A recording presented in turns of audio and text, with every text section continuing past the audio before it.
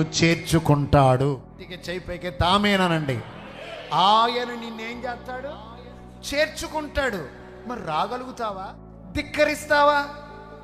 రాగలుగుతావా? ఈ రక్షణ సందేశాన్ని పెడచెవిని పెడతావా? కలుగుతావా? లేకపోతే ఇంకా లోకంలో చెడు వ్యసనాల మధ్యలో మగ్గిపోతావా? దినాలు చాలా భయంకరంగా ఉన్నాయి ప్రియులారా. మనిషిని నమ్మే రోజులు కావు. డబ్బైనా, బలమైన, బలగమైన, వెండైనా, బంగారమైన ఏది లోకంలో మన ఆస్తి మనకు అక్కరకు నీ వెండి నీతో కూడా నశించునుగాక, నీ డబ్బు నీతో కూడా నశించునుగాక.